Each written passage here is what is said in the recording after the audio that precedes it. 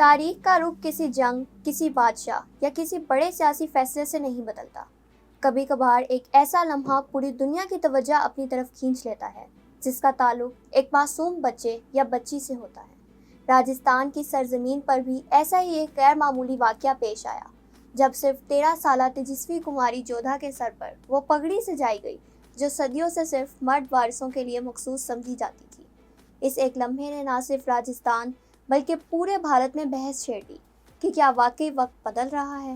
کیا صدیوں پرانی روایات اب بیٹیوں کے لیے بھی اپنے دروازے کھول رہی ہیں؟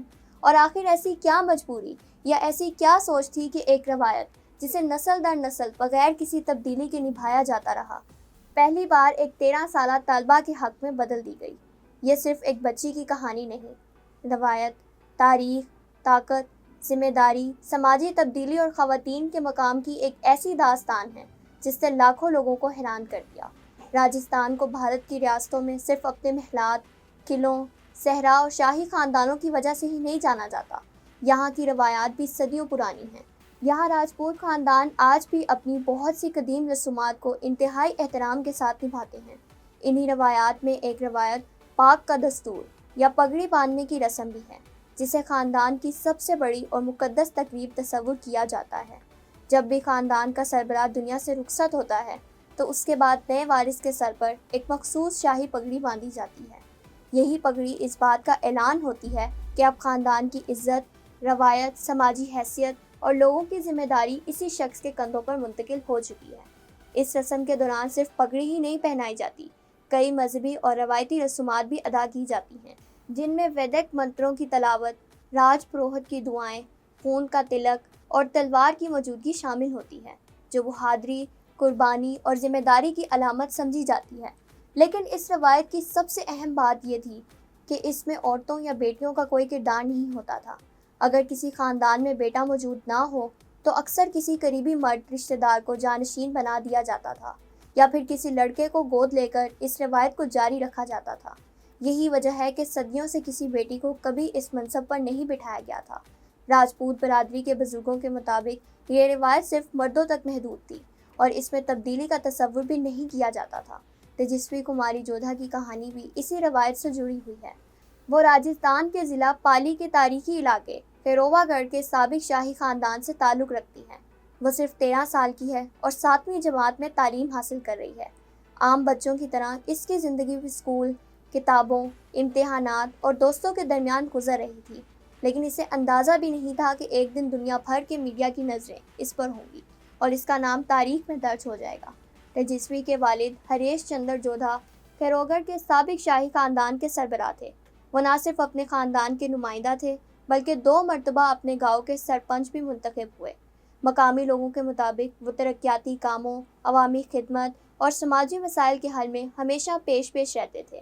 ان کی وفات نے پورے علاقے کو غمزدہ کر دیا، لیکن اس غم کے ساتھ ایک بہت بڑا سوال بھی کھڑا ہو گیا کہ اب خاندان کی قیادت کون سنبھالے گا، کیونکہ ہریش چندر جودھا کا کوئی بیٹا نہیں تھا، صرف ایک بیٹی تیجسوی تھی۔ دلچسپ بات یہ ہے کہ خود ہریش چندر جودھا بھی اس خاندان کے پیدائشی وارث نہیں تھے۔ کئی دہائیوں پہلے جب اس خاندان میں مرد وارث موجود نہیں تھا تو انہیں گود لے کر جانشین بنایا گیا تھا تاکہ شاہی روایت ختم نہ ہو۔ اس سے اندازہ ہوتا ہے کہ اس خاندان میں وارث کے مسئلے نے پہلے بھی کئی بار جنم لیا تھا، تاہم اس مرتبہ حالات مختلف تھے، کیونکہ خاندان کے سامنے پہلی بار یہ سوال تھا کہ کیا بیٹی کو بھی وہی مقام دیا جا سکتا ہے جو ہمیشہ بیٹے کو دیا جاتا رہا۔ اس سوال پر صرف خاندان ہی نہیں، پوری راجپوت برادری میں مشاورت ہوئی۔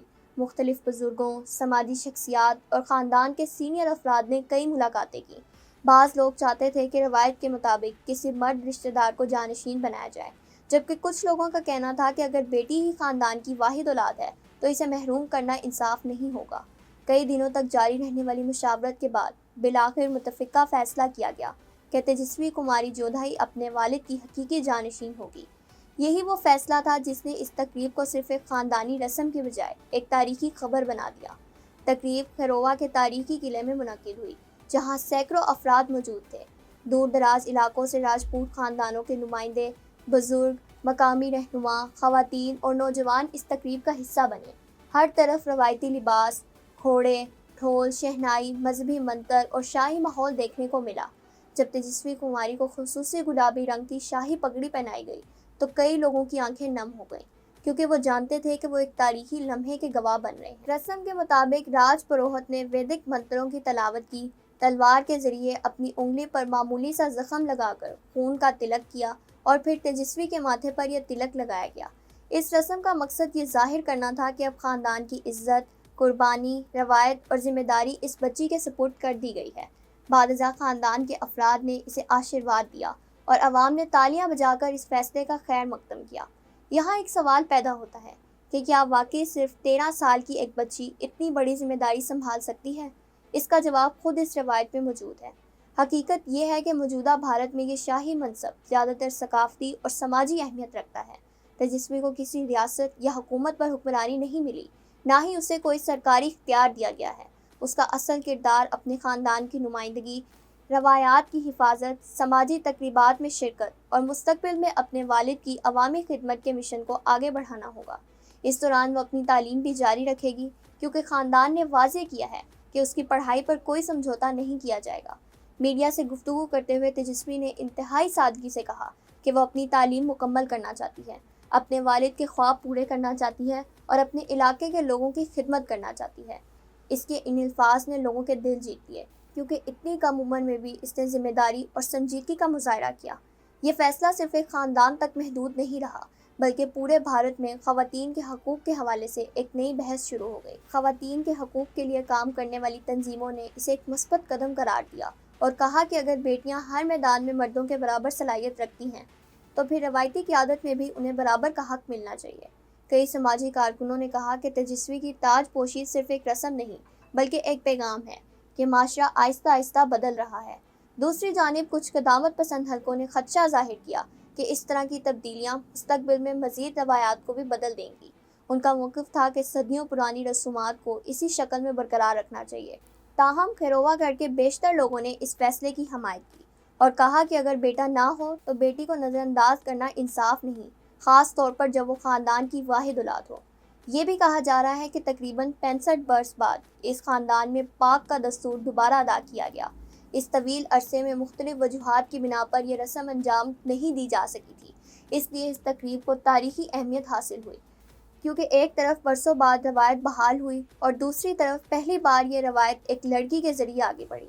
ماہرین سماجیات کا کہنا ہے کہ تیجسوی کا سردار بننا صرف ایک علامتی واقعہ نہیں، بلکہ یہ اس بڑی تبدیلی کی نشاندہی کرتا ہے جو آج کے بھارتی معاشرے میں خواتین کے کردار کے حوالے سے دیکھی جا رہی ہے۔